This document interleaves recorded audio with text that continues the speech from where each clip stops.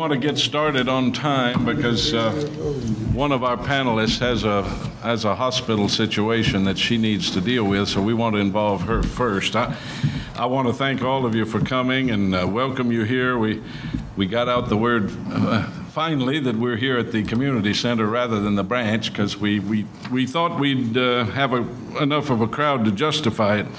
And for these next 90 minutes, we want to reminisce about the history of DuPont Company baseball. And as all of you know, it flourished here in Old Hickory in the 20s, 30s, 40s, and 50s at least. And we have children of some company players, and we have one of the actual players, and we have a local historian who's going to help us relive those days for a little while.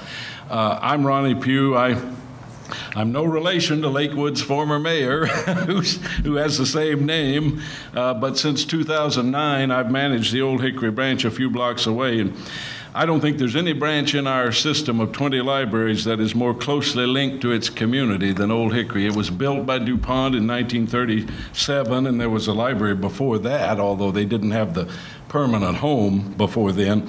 It's still right there at 1010 Jones, and come to see us. We've got a wonderful exhibit that gets better all the time about these baseball players because we've got some wonderful stuff today that we didn't see before today, and that's great.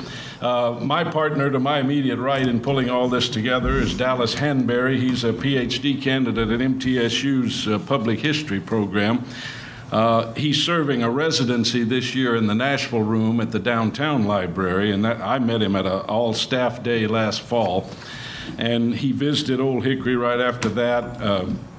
We discovered we were both Predators fans, and he wanted to come out and see what Old Hickory was like, and I showed him, and we have, as you may know, these wonderful rayon yarns and flashes from Cellophane and Cellophane Observer that detail a lot of the company history and community history here at Old Hickory and the DuPont plant. And so we looked at those, and we decided part of his residency is to do programming, and I needed to do more programming, and so we decided we would do one on company baseball. We thought about the youth baseball here, and we decided we would narrow it down just to the DuPont teams that we could document. So we went through rayon yarns. He went through the Old Hickory News at Maine. We have a photo exhibit we want you to see when you go to the branch anytime over the next month at least. It'll still be up.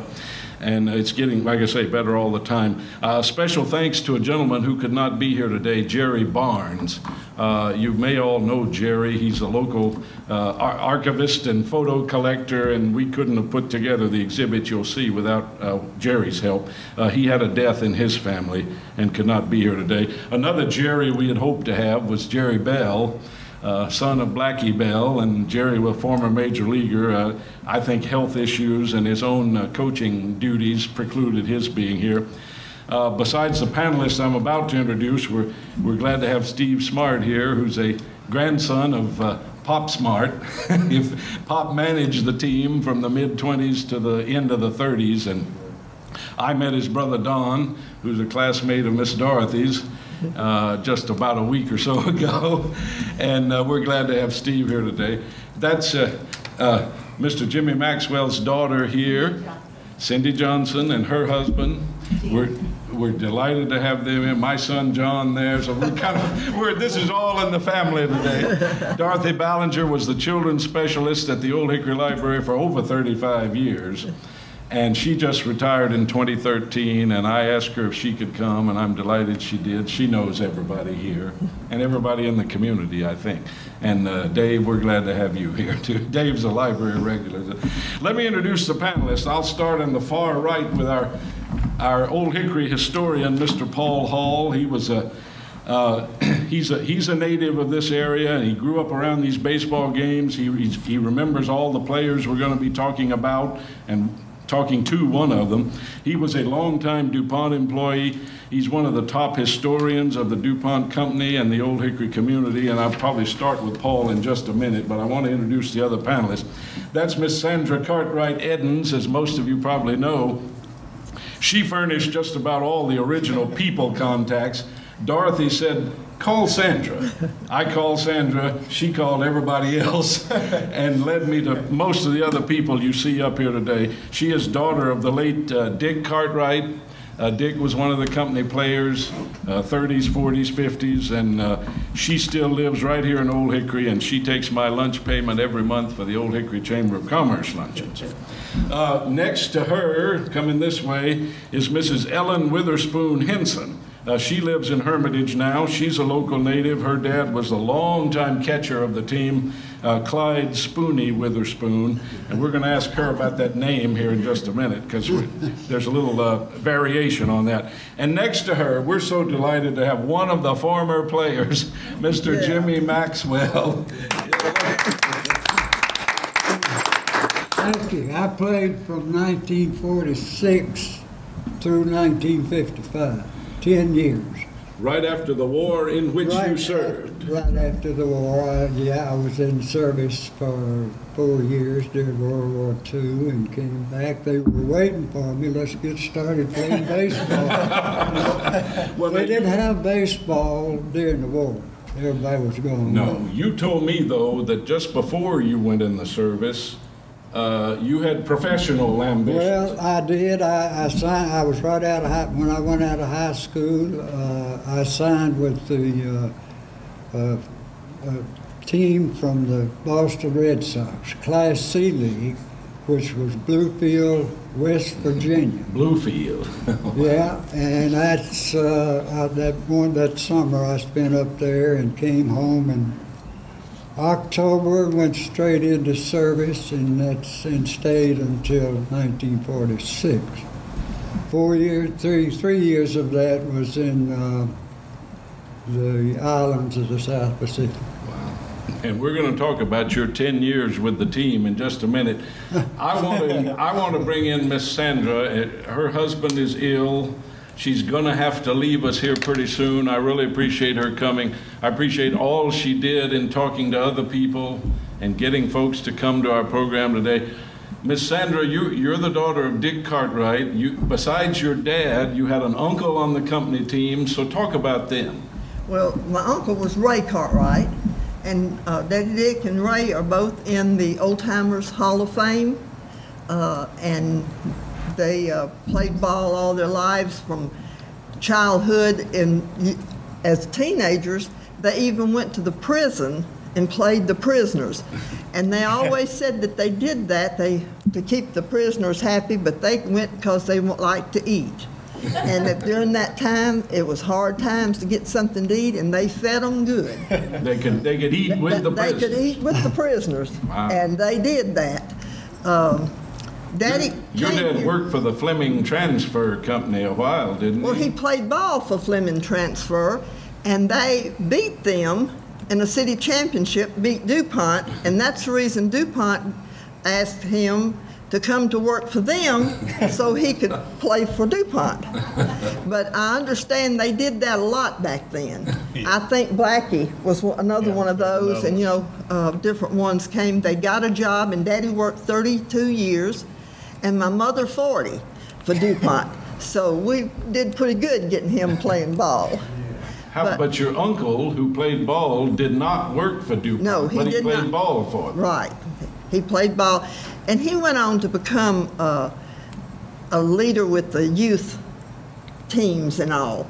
But he also was a referee, and he refereed DuPont High School basketball games. Even one time we were playing Lytton, close to him, and DuPont beat them, but there was a controversy, and we drove him behind him home because my daddy was afraid somebody's going to kill him. But he refereed and umpired and all.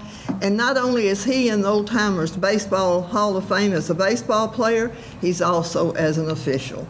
So he was quite the sportsman, and he has only been gone about 4 years. He lived to be 90. My dad passed away at 67, but we had a lot of ball at my house. I was watching basketball last night on TV at the hospital, and my children said, "Mother, why are you so engrossed in that?" I said, "Well, it's easier to think about that than other things." But that was the way it was in my life.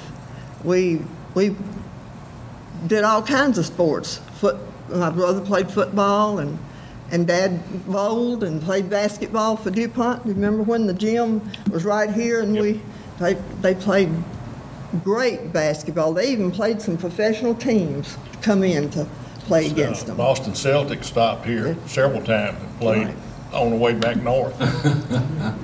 So sports has always been a big thing at our house.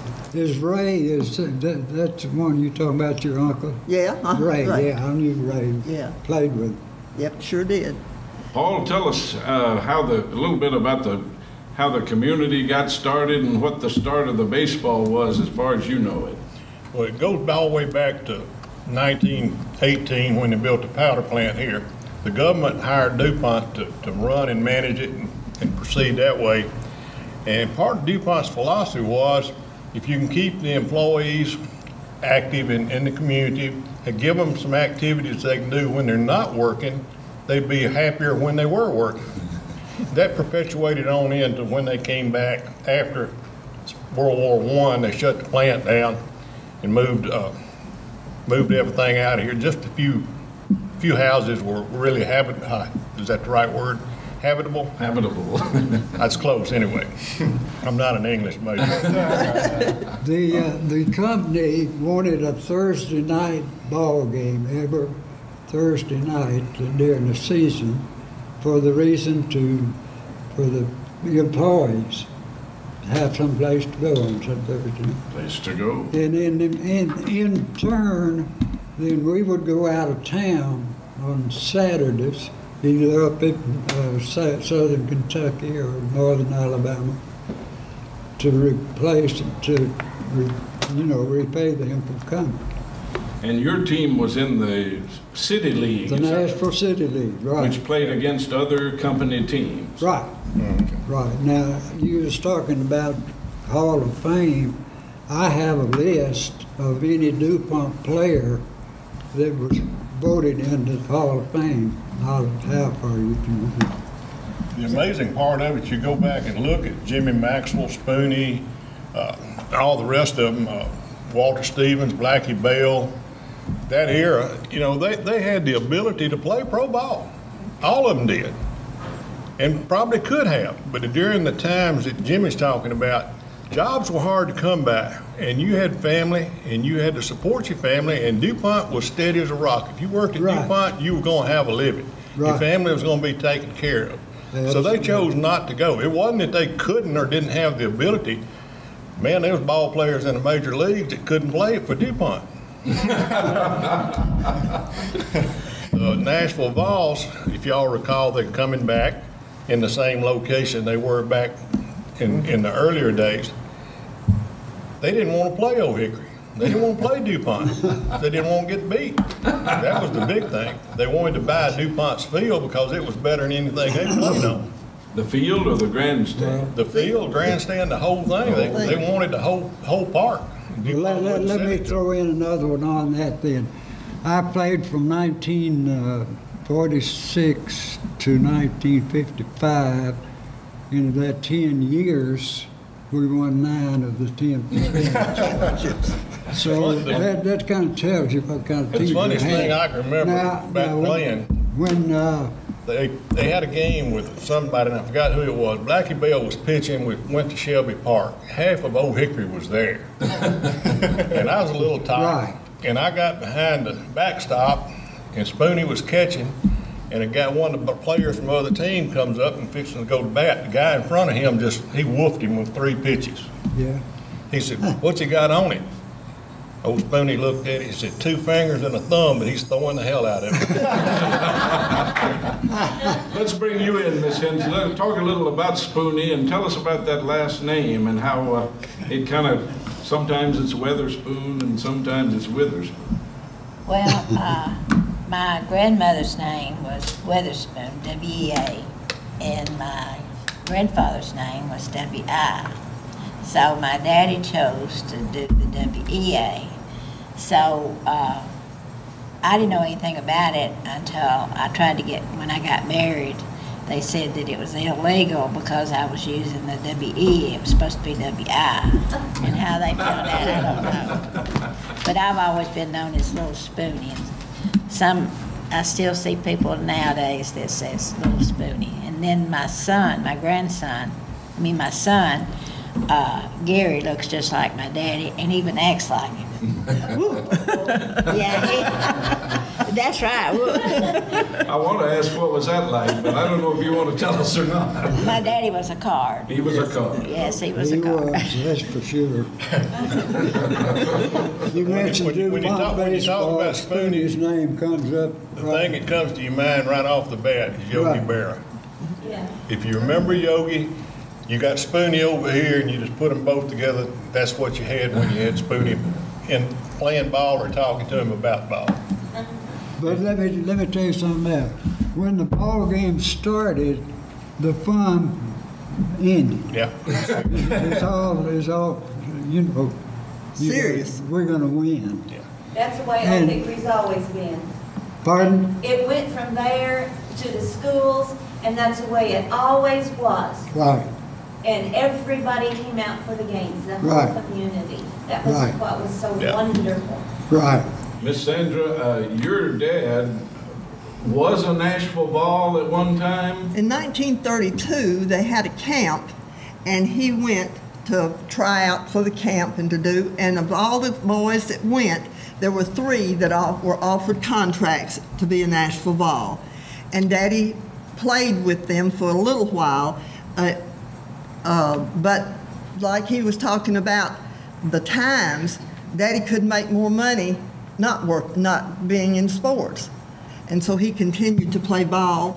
I just read an article this week from 1944 that was telling about that. And my dad said that in 1932 when he went, that he was making a pretty good salary and the Vols weren't paying that good. So I don't know. He had a uniform, and this is honest goodness truth. My brother was dying of lung cancer, and the last thing he asked me was, "Where is Daddy's ball uniform?" And I didn't know. I don't know what happened to it or anything. But he was reminiscing about times, and he wondered what had happened to it. I laughingly told him I thought the moths must have got it because it was all wool. If you ever wore one of those uniforms, as a youngster, the Little League got the hand-me-downs. And you put one of them things on, and man, you break a sweat. That's more than I ever did at work. You put that ball thing on. Spoony taught me how to catch. Really? Spoony taught me how to be a catcher. Because I got tired of letting that ball go by and go all the way back to the backstop and run and get it. So I had to have somebody to teach me how. My dad, he was busy cutting hair, and I just sort of hooked up with Spoony. Tell us about, you told me once about getting you some of the balls and bats from the ballpark. Oh, yeah. If you was a bat boy, they would give you all the broken bats. And the old scuffed up balls that were no good for anything else. And that's what us kids played with in Old Hickory. Because you get a game up. You could just go down the street and you could get 18 ball players in just a few minutes and have your own game going. My brother played like that, and he went to play with the kids, and we were called Newtown down close to the high school, and they were playing the village, And so my brother pronounces that he is going to pitch today. And a bunch of them said, "Why? How come you're going to get the pitch?" He said, "Because I own the ball." The hardware store, Does that sound like they you? stayed busy with nails and black tape. That's how we survived. We nail those bats back up. Oh, yeah. We did that in my day, yeah. We'd make a bat last as long as we could. Mr. Maxwell, can you talk about the team's trips to the World Series? Yeah, they challenged us, the company did. If you win the City League Championship, we will send you to the World Series. So like I said earlier, we won 9 out of 10, so we go to the World Series 9 years. Nearly every year. Went to Yankee Stadium, I think, about 4 or 5, and that's the days that had Joe DiMaggio, Yogi Berra, all that bunch of guys that played. But that was a good trip. We had fun on we went by train. Some of us never been on a train before. We had fun not only when we reached the ballpark, we had fun on the train. It was a great trip, and we enjoyed every minute of it. And funded by the company. right.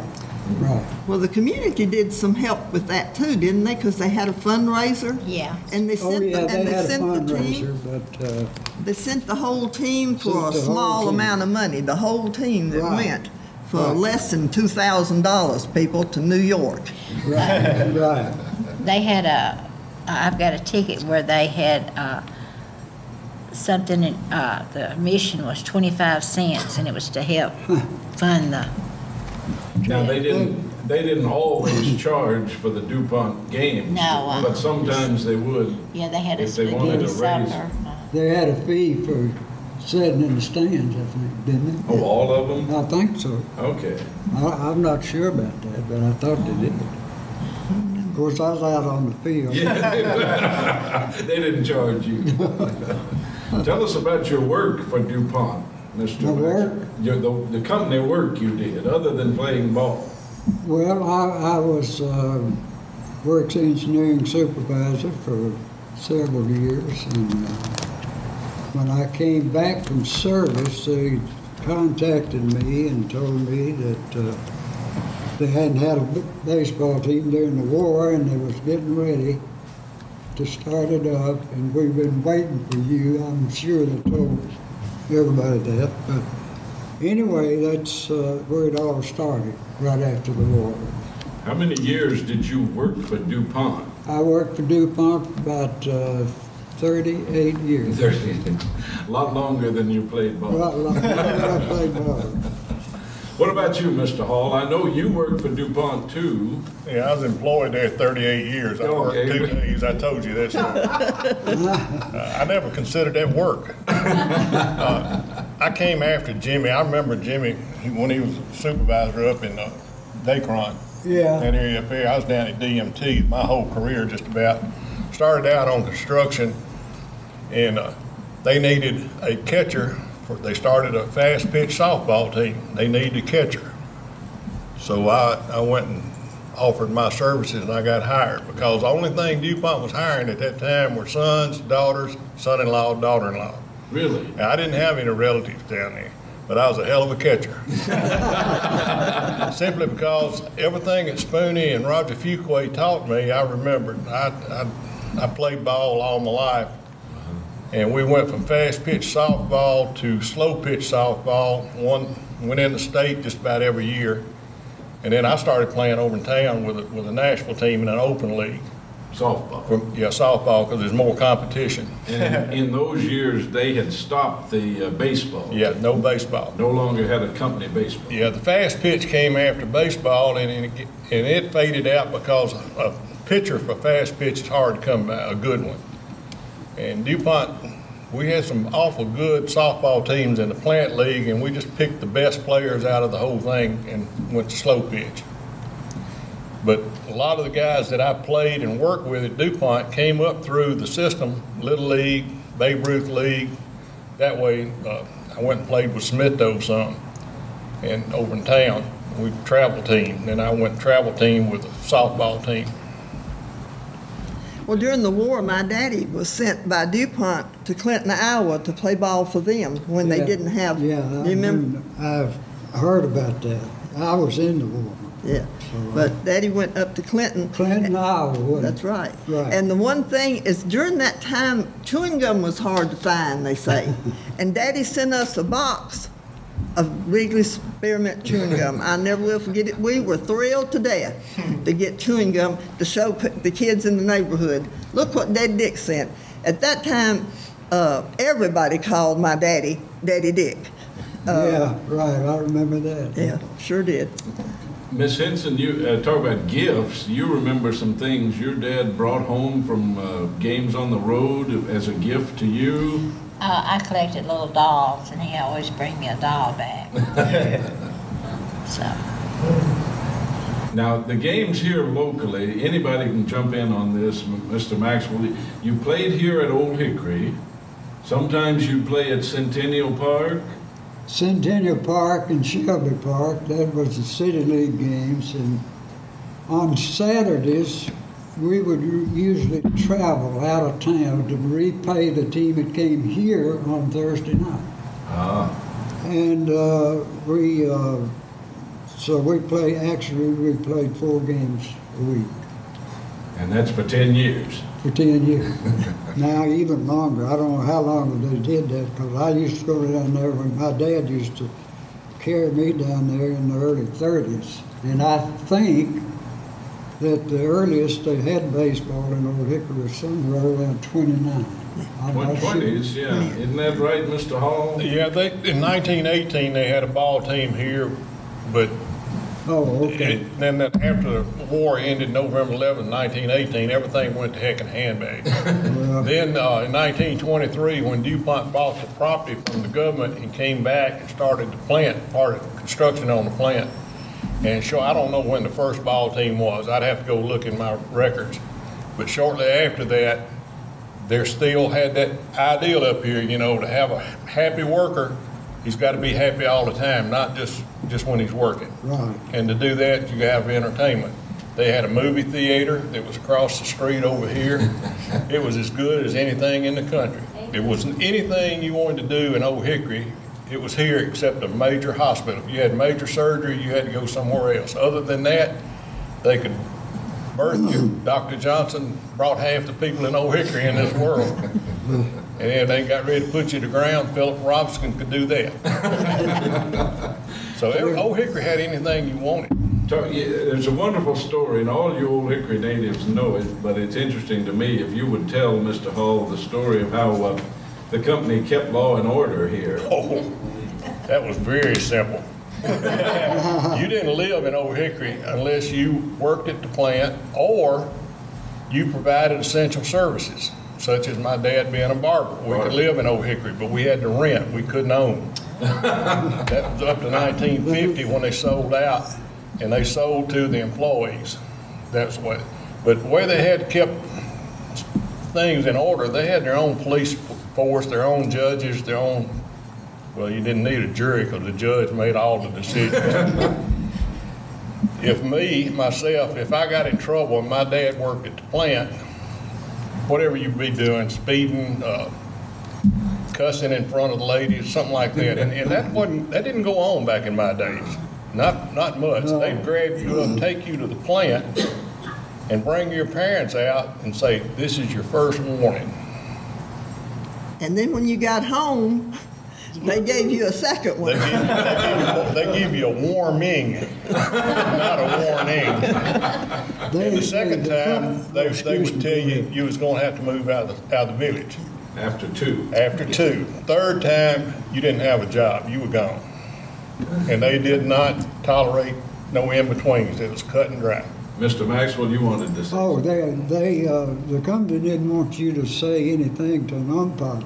I mean, get on an umpire about a called strike or something like that. So one day we was playing down there, and the first 2 pitches to me was called strikes. So I headed toward the dugout, and the umpire said, "Come on, you got another strike." I said, "Yeah, but if those 2 are strikes, I've got to get a longer bat." Jimmy, you remember when y'all So they wasn't getting on him. Y'all played Nashville Bridge Company down here one Sunday. Dave Scobie was playing with y'all, and he'd been on vacation. He went to Florida, just come back. Absolutely. And he got a base hit, and he went first to second, started to third, and he run out of gas. He got in a rundown, and he was crawling on all fours. And everybody in the stands, the players, everybody was laughing. They just throwing the ball back and forth, and he's crawling on all fours, and he turned around and crawled the other way. Oh, Dave, I used to call him. He left DuPont, and he went politics downtown. Yeah. And I'd call him. I said, "Been to Florida lately?" He said, "You won't ever forget that, will you?" That's the funniest thing I'd ever seen on a baseball game. Well, let me tell you something about Dave Scobie and Boots Smart and myself. We all was in World War II. We got out about the same time. We got married the same time. So we all played baseball with DuPont at the same time. And we were in high school together. Dave Scobie went to David Lipscomb. I went to DuPont. Morris Smart went to Mount Juliet. And the three of us finished 1, 2, 3 in basketball and scored. And then we wound up on the same team, playing baseball. Mr. Scobie was vice mayor? Right, he was. Yeah. And you'd see, where you'd see one of us, you'd see our wives and us all together when we wasn't playing baseball. See, Milton Smart was instrumental. Your dad was instrumental in getting fast pitch and slow pitch started back at the plant. You didn't know that, did you? Yeah. There's three of us went and talked to him about it, and he said, I don't see why we can't, and then he carried it on up to staff. They approved it. Let's get it going. We got the catcher. They hired the catcher. That's all they were waiting on. They had a pitcher. They got him out of Ohio. What was Mr. Smart's position with the company, or do you know? I don't remember. Maybe he was over all the janitors. I know he was over all of those. He was supervisor in some capacity down there. He was like essential services. Like a lot of folks, if I could mention, Yeah. who have a career there, they might go through several opportunities. Yeah. Especially those who do not transfer. A lot of people at DuPont did move on to Clinton or to North Carolina or Chattanooga. But if you chose to stay in the community, you might be passed over for an opportunity to get promoted and go elsewhere.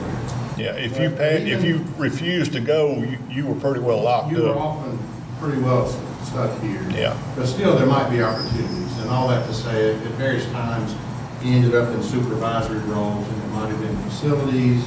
Then he got into some HR and some training and some safety things. So at one time, he was involved in the training. Yeah. Mr. Smart, your dad, I believe, was instrumental in getting us all the historic pictures that we have on the walls at the Old Hickory Library, including one I took out of its shipment frame and I put it in our display case. That's the 1943 baseball team that has Dick Cartwright and Spoony. Now, you were in the war, so you weren't on the 43 team, but Dick was, and Spoony was there, and Roger Fuqua, and you'll see that picture in the display case, but we have Milton Smart to thank for that. Yes, Paul? Let me add a little bit more to Mr. Smart. In his capacity, the plant manager transferred in here, never had anything to do with DuPont. He didn't know anything about Old Hickory. He didn't have any roots here. Didn't really care. And he went down to what they call the lockup room down in Old Dacron basement. Jimmy, you might know where it's at. Yeah. He walked in there and he saw all these pictures and all this memorabilia, and he said, burn it.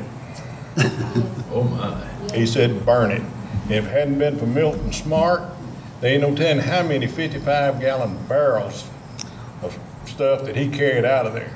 Your namesake, Ronnie Pugh, was one of them that was supposed to carry it out. And Ronnie told me, he said, you would not believe how much we burned. That we couldn't get barrels to put it in. If it hadn't been for him, it'd been gone. And when your mother lived up close to me, I used to go over and see her, and take care of her. She's a sweet, very sweet lady. And she told me, she said, this right here goes to the National Archives. I said, yes, ma'am. Because I was doing Old Hickory history stuff, and she said, now this right here is yours.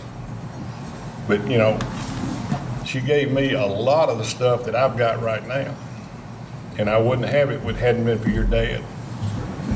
And my dad and his dad were real good friends.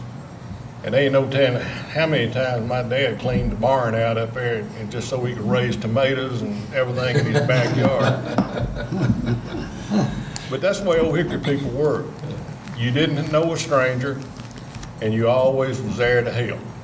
They'd help each other no matter what. To this day, I don't lock my door. I grew up in Old Hickory. You didn't lock your door. I still don't. My wife has a fit. I'm just not used to it. Miss Sandra, we don't want to keep you Yes, long, but I'm going to have to go. well, tell us a few more things about your dad or the baseball team, whatever you want to tell us.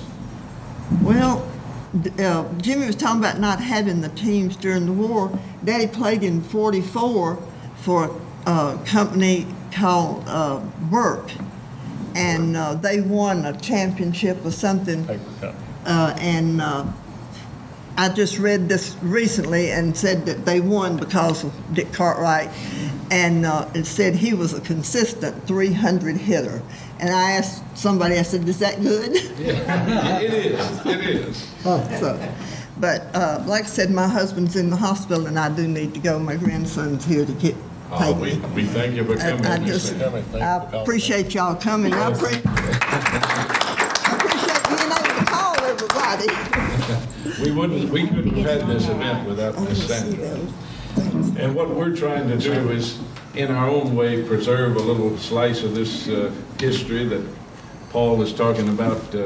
Mr. Smart helped save, and you helped save, and Jerry Barnes helped save, and so we're just sharing a few memories today and going back over some of these photographs.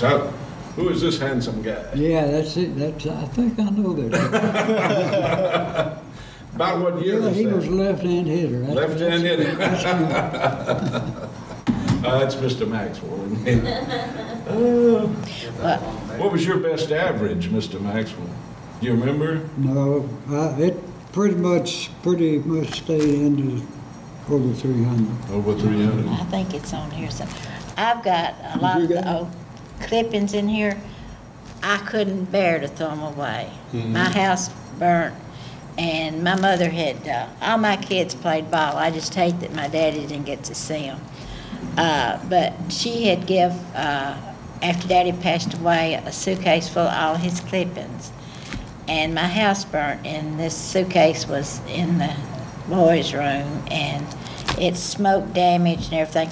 I can't bear to throw them away. This is sacred to me. I mean, you know, I guess you call it a hoarder. But I put some of these, and I think some of your scores are in here. Yeah, But probably are. I was so glad to see your daddy. I said, I've just got to hug him because, you know, he's so special. But so your name is in a lot of this. Okay. Now, I know Spoony coached and he umpired after his playing days were over. And I guess he taught you said what you know about catching. Yeah, he was still playing when he taught me. Was still playing. Yeah.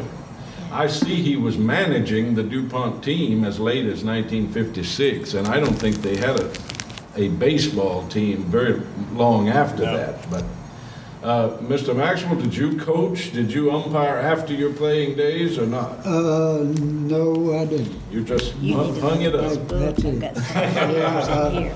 You need to I look at them. I loved every Yeah, minute I'll of see it and those. still do, but Just kept working at DuPont. I got to working with my son then. He played football up at University of Tennessee. I've heard he was a volunteer quarterback. He was quarterback in 70, 71. And after that, he spent about 3 years with the Philadelphia Eagles. The Eagles, wow. And his strong suit was his live arm, and he got his arm broke, and that pretty much finished him. Did he do some play-by-play with the UT radio network? Didn't he help them somehow? No, not to my knowledge. I've seen him on a couple of programs where he was there. Maybe they were interviewing him. I don't know. He was voted the most valuable player on the team his senior year, Yeah. and had a good. They were undefeated, and he had a good year. And where he went, we went. Boy, yeah. Followed him all over the country. They played in the Sugar Bowl that year, and let's see, you remember who they played? Air Force, I think. I believe it was. Yeah. But they won that one too. You'd go to the games in Knoxville, I'm sure. Oh yeah, we practically lived in Knoxville. it was a great experience.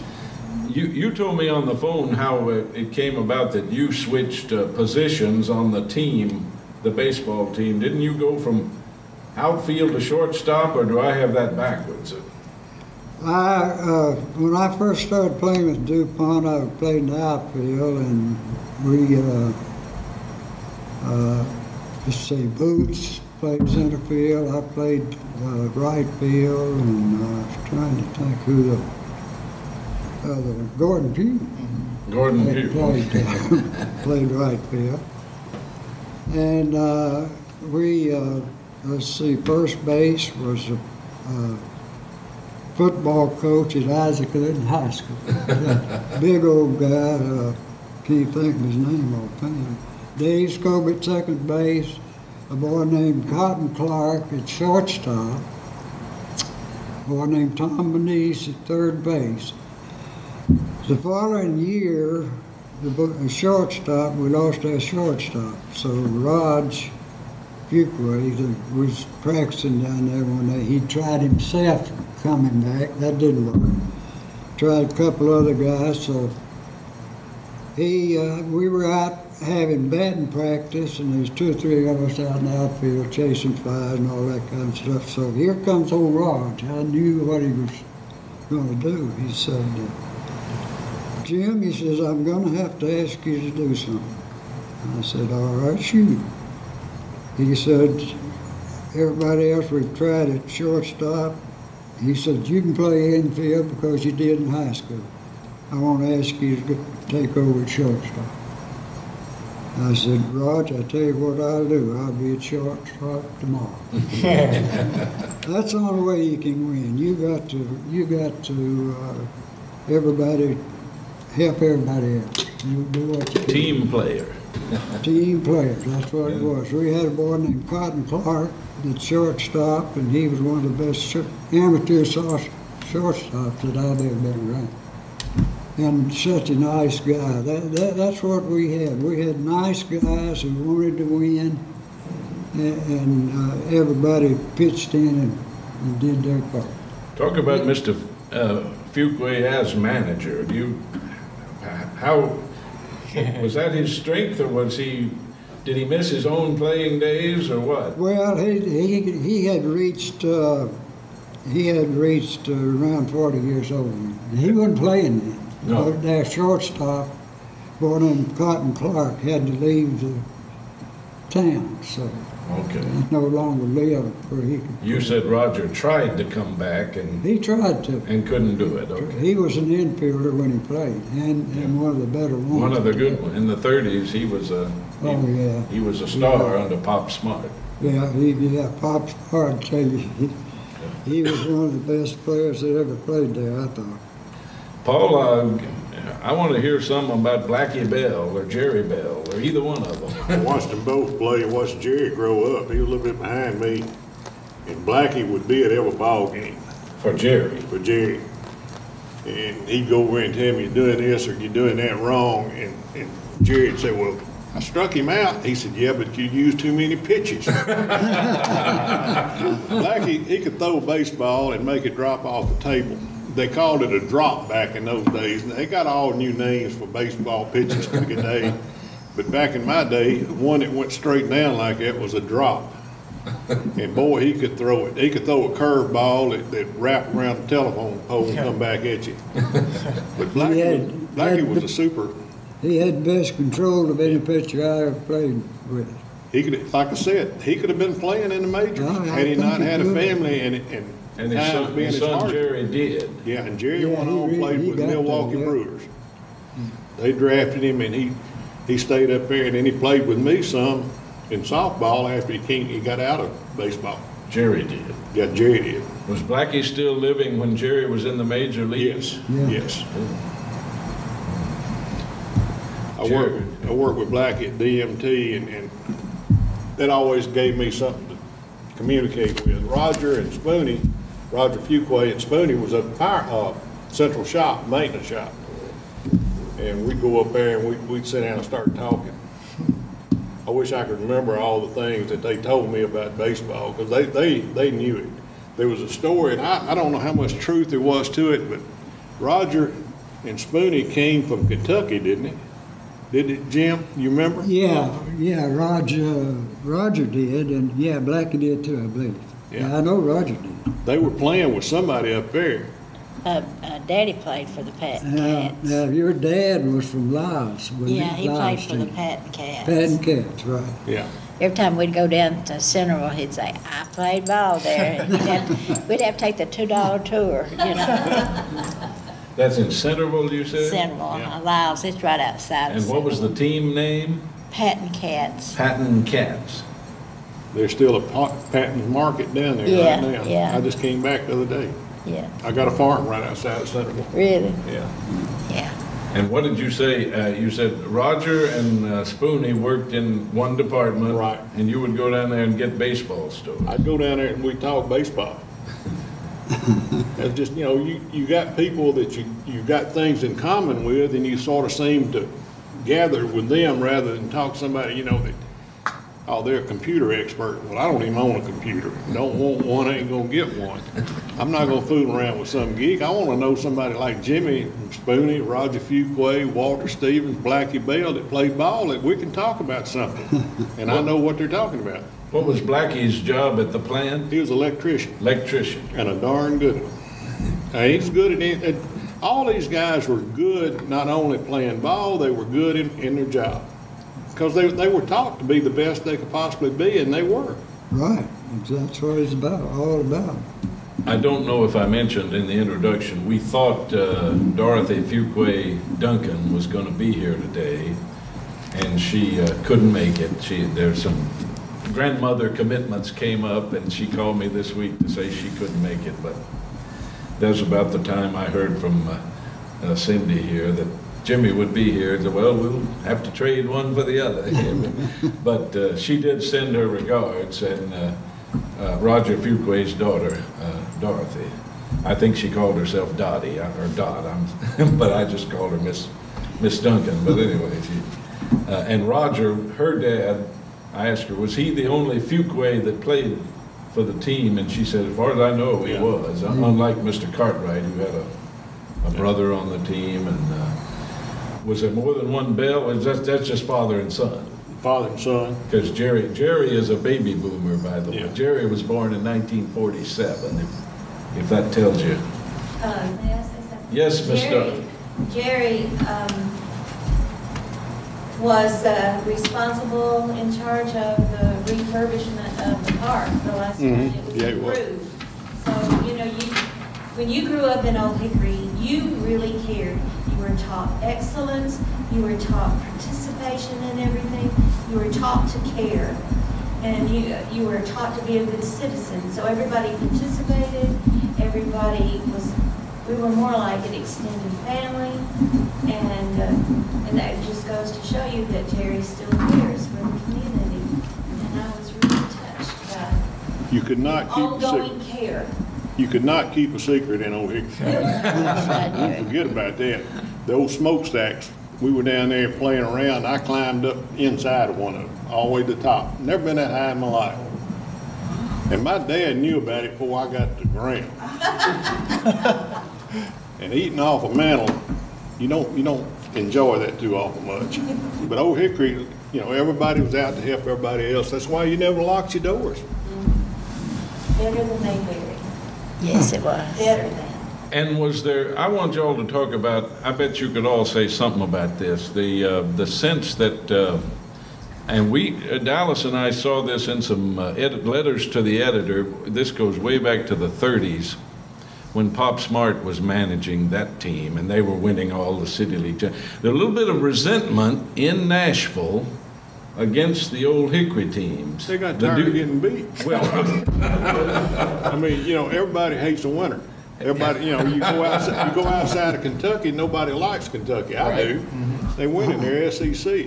But you could go to Englewood, you could go to Lytton, you could go to Goodlettsville. Yeah, there was resentment there because the better ball players were here. Like I said, anything you wanted to do in Old Hickory, you could do. It was here for you, entertainment. You had the lake, that was later, you didn't have it, but you had the river, you could go fishing in or boating in the river. You could go to the community center where it's set right here. Gene Gore was over it when I was a child, and he'd teach you how to play chess, teach you how to do anything you wanted to do. Box. Cotton Turner, he got me into boxing. I said, that's the worst mistake I ever made. I should have stuck with baseball. That boxing, you get hurt too quick. But you know, there was teachers here to teach you how to do things and to do it the right way. Just like Spoony teaching me how to catch the right way. Instead of stabbing at the ball, you move your body in front of it, stuff like that. I didn't know, but you go to somebody like that, and they were excellence par none. They knew what they were doing. Mr. Maxwell, who taught you the game of baseball? Is it just something you learned growing up on your own? Just kind of growing up. Just growing up. Throwing the ball against the house. And were there youth leagues when you were? They had one, but they had about 2 teams, small boy teams that I played on. It wasn't anything like the little leagues are today. Not as many of them. Right. Did your dad work for DuPont? Yes, he did. He did, okay. Yeah. Now yours did not, is that right? Because he was a barber. He was a barber. That's how we lived in the village. And you rented? We rented till after all the DuPonters got what they wanted, then it was left to us, you know, at a certain period. Joe bought a house and he decided he wanted to move to Brandywine. Well, he could sell his house to anybody he wanted. Anybody he wanted. Yeah, that's the way that cycled around. So, but your family stayed in Old Hickory? Right. And they eventually bought, I guess. Yeah, yeah. Okay, when the company got out of it. Yeah. Okay. Well, the company got out of it in '50, and shortly after that, you know, it started recycling. Something y'all touched on earlier, it reminds me to ask about, we found a clipping from 1929, and there was a company department, DuPont department, called this may ring a bell with some of, maybe you, Mr. Paul, the welfare department. And they were promoting baseball at that time to build what they called community consciousness. Yeah. It's kind of what you're talking about, a pride in the community. You know, at that point, DuPont had workers that all thought of home as someplace else. They were here to work. This is 1929. Yeah. Here to work, but they came from wherever. And they thought maybe after their working career, they'd go back to wherever. But so the welfare department was pushing baseball, among other things, as a way to make the workers think of Old Hickory as their home. And I guess by the time you came along, most workers did. Yeah. You took pride in Old Hickory. You know, we had the plant here. I can't tell you how many fights I got into in Donaldson and Madison because they said, "You're from Stink City."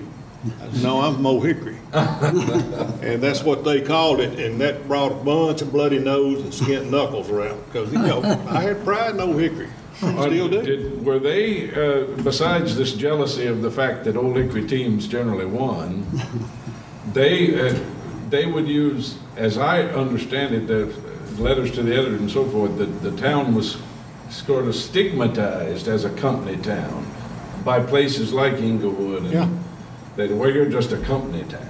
And somehow that was some kind of knock to them, I guess. To them it was, but here, it was a utopia for us. A matter of pride. We had everything we needed or wanted. You know, I can remember working for DuPont, and we needed to do something to a cemetery down here in Old Jones Bend, where the car lot's at now. There's a cemetery down there. And I went up and talked to your dad, and I said, we need to get some Roundup or get somebody to go down there and spray around that cemetery. And he said, we'll get it done. You know, that's the way Old Hickory was. I had a gentleman named Deloy Nelms who worked for DuPont for many, many years. Well. You know Deloy? In my Sunday school class, until he moved to Cookville, where his son lives. But he told me that, and I'm beginning to understand what he's talking about. He said there was his department one time went over to this high rise, if I heard him right, to paint the cars. There were some cars over there that belonged to some of the residents, and it's just some kind of service to them. They went over there to repaint them, if I heard him right. You talking about cars? Yeah, auto. We had a acid spray released, and some of them got sprayed. That's where that came from. Oh, okay, so it was kind of cleaning up. You talking about DuPont and their charitable things. I was over the coffee fund down at the old DMT plant. Every year, we collect pennies all year. You know, coffee was a nickel. Somebody would throw 5 pennies in a can, and we'd call the Shriner group and tell them to come out, and if you can pick these 2 cans of pennies up and carry them to your car without setting them down, we will double the count on them pennies. And they sent some of the biggest, burliest guys you ever seen to haul those 5 gallon and a half galvanized buckets out to the car. And we always, you know, we'd write them a check for twice what was in the bucket. From the company. Yeah. Back in the old days, DuPont had a maintenance division, and you got a choice every 4 years, your house gonna get painted. It could be 1 or 2 colors. It could be what? 1 of 2 colors. And what were those? Green and green. Military green, dull green. But if you needed a plug put in the outlet, they come do that. Village maintenance took care of all that. Well, I'm tempted They to took ask care of you the ball field. We were gonna be, y'all were gonna be playing Thursday night. Well, you go down there Thursday afternoon, and they'd be out there with their rakes and their hoes and their lawnmowers, and that thing was immaculate. You wouldn't find a better ball field anywhere in the country. And the company built that grandstand. Company built the grandstand, built all of it, and took care of it. Man, it was just, And you said it was the Vols wanted to buy Nashville Vols wanted to buy it, and DuPont wouldn't sell it. and keep it there, or move the grandstand? No, they was wanting to keep it down Keep here it as there. a practice facility. Oh, practice. Okay. But that was the best ball field anywhere in Nashville. For kids to play baseball in high school, junior college, whatever, they wanted to come to Old Hickory to play because it was so good. But DuPont High would use the field. Yeah.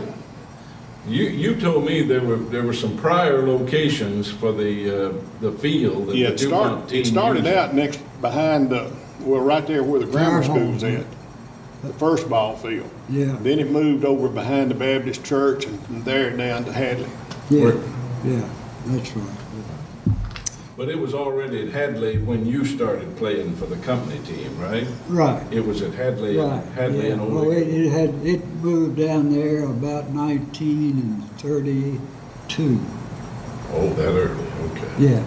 And you went with your dad to games at that location or some of the older ones? No, I went to the new one. The new one, okay. Yeah, but I knew where the old one was. I Okay. had seen it, but I never saw a game.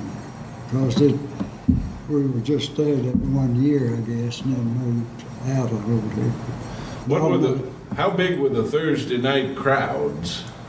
Were they generally pretty good? In the new ballpark, it would seat about 3,000, and it was full every time it played.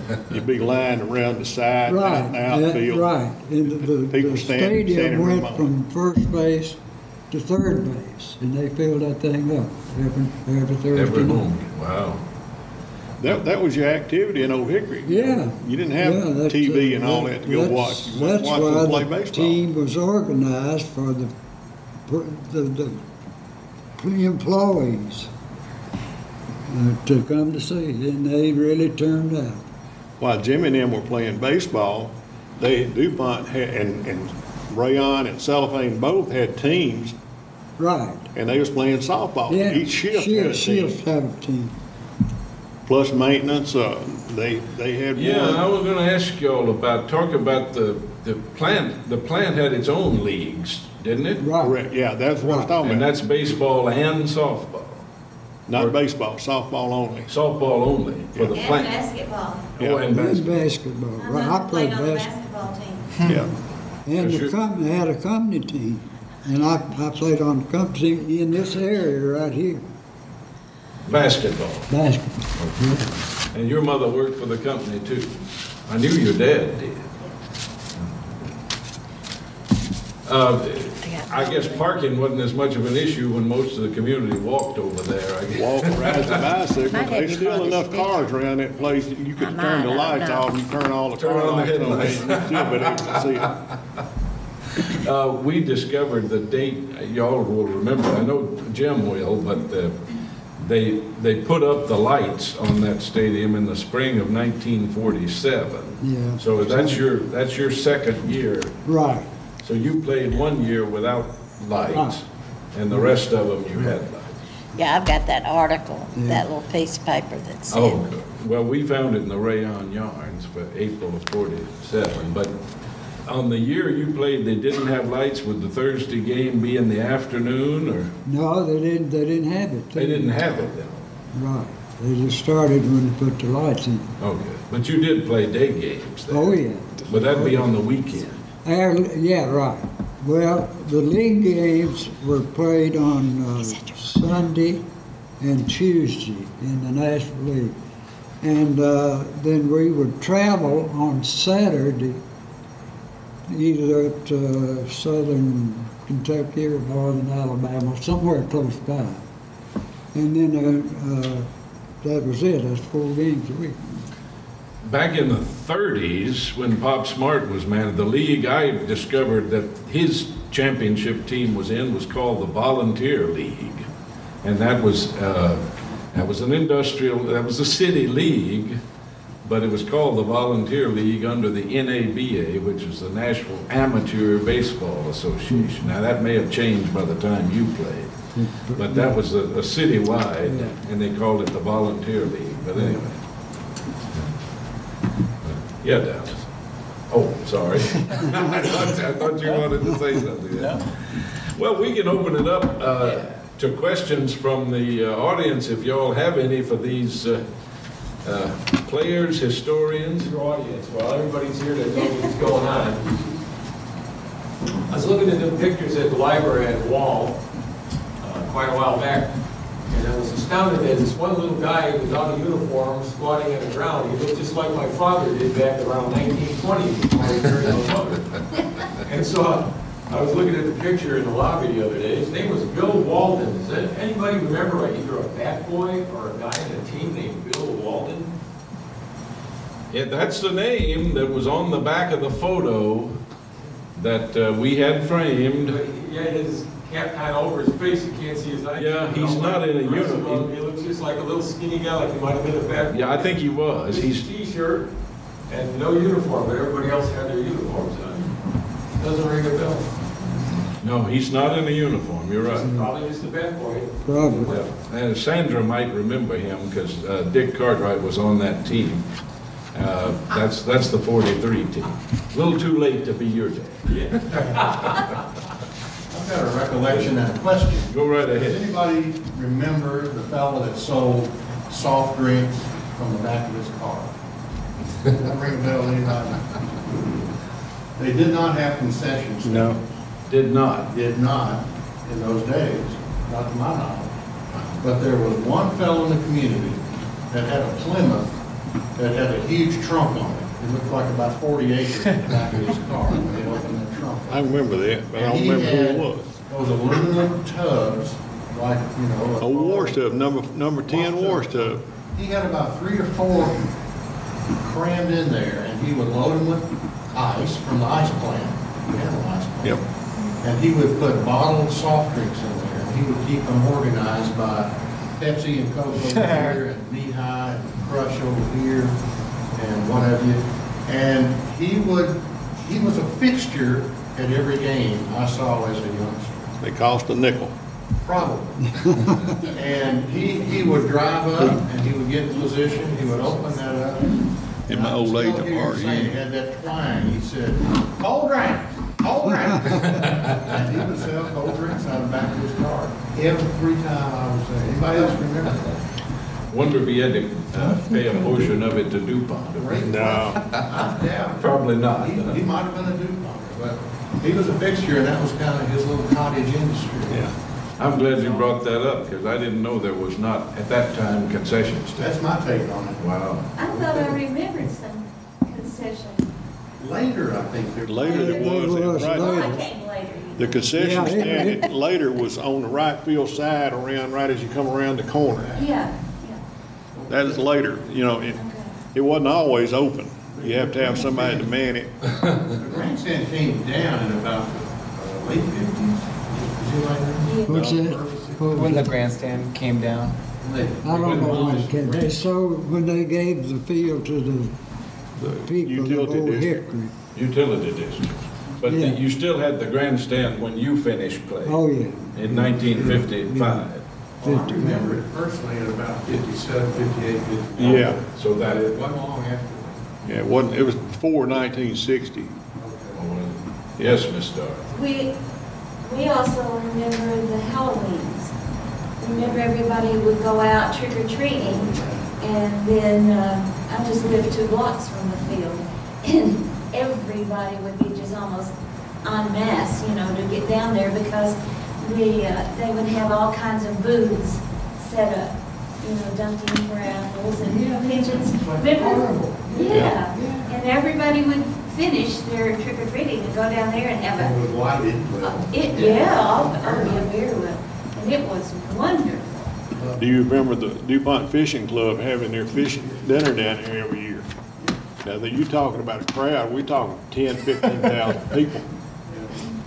It was massive. That's bigger than the baseball crowd. Yeah, well, they had a baseball game later that evening, Oh, okay. but it was a night game, and all during the day was nothing but fried fish and all the other things that they had, booths like you're talking about. It was a big deal. It's better than going to the fair. Had fireworks. I was going to ask seeing how self-sufficient and self-contained Old Hickory was, how often did you get into Nashville? Once a year. Once a year?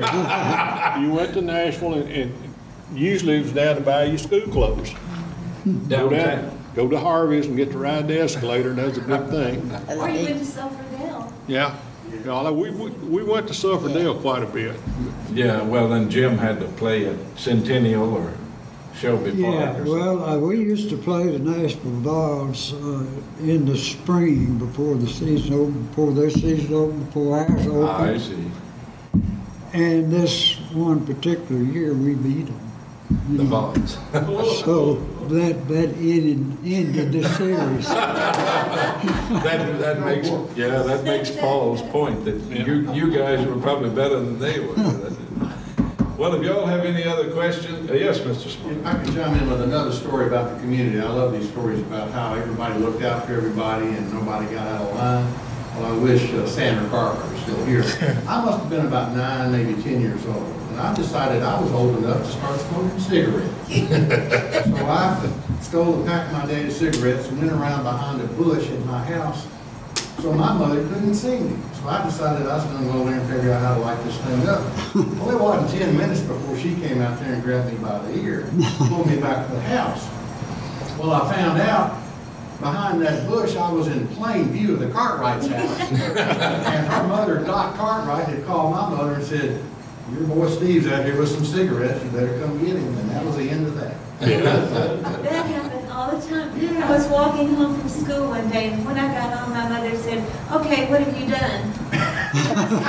"What are you talking about?" She said, "I got a phone call, and you've been walking home from school with your head down. And what are you ashamed of?"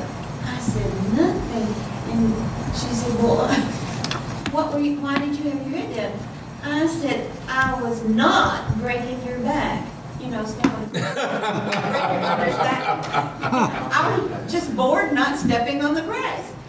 And you could not step out because it was like a family. Yeah. They did hear some. I didn't hear it, lived here. I did want to mention the swimming pool. Swimming pool. Oh, yeah. That was absolutely wonderful. They had bowling alleys. They had an amphitheater, an ice skating rink. I mean, as he said, they did provide wonderful. And I remember that I think my father said when he bought our house, it was $5,000. Yeah. Yeah, some of the houses sold in 19, 1949 for around 14 to 2,000 bucks. You know, 1,400? 1,400. Not yeah. 1,000. It wasn't unusual to me being, I was in the 3rd grade, and we'd sit there, and I can't remember her name, and Mr. Tate was the principal. We was in our English class, I do, and see a house go by the school. You know, you see 3 or 4 a day. Houses that they'd sold to move out of the village. And they'd move them around in the village. I remember I was 4 years old, and I went down for a nap. When I woke up, I went to the kitchen and started to step out, and I would have stepped down into thin air. They had jacked the house up while I was sleeping and moved it that afternoon 3 blocks. A lot of them went to Madison in that area.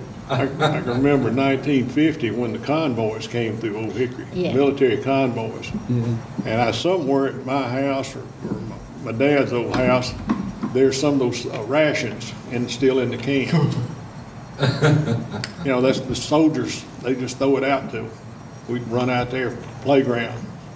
Roy Rogers came to DuPont, and Willette and her husband come in, and everybody thought it was Roy Rogers, and we started screaming. That was at the old gym. You remember that? We saw. DuPont was huge on safety. That was one of the main. Absolutely. I mean, they preached it, and we had to Absolutely. live it. You went through safety courses in school, and he came because twice we were named the safest school in the nation. Roy Rogers did. Yeah. Roy Rogers and Dale Evans. And Dave. It's a big thrill. And we had a parade through the village. Remember the parade? If you injured yourself or got hurt, your parents were embarrassed Yes. because it reflected badly on them. Yeah. The safety program.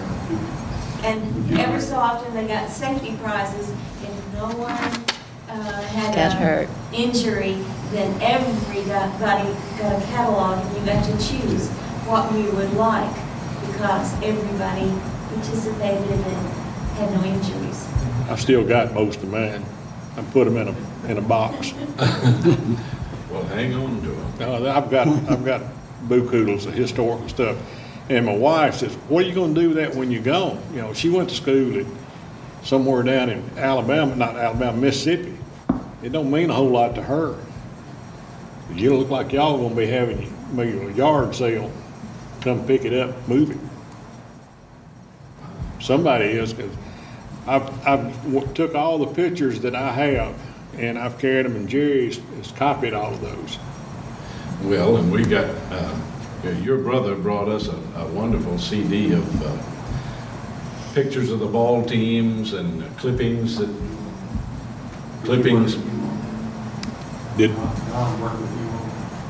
I've got everything he's got, and he's got everything I've got. That was the deal. We traded out. Okay. Got it on CD. Yeah, this was Pop Smart's scrapbook, or his wife's scrapbook, your grandparents. Yes. And it's wonderful.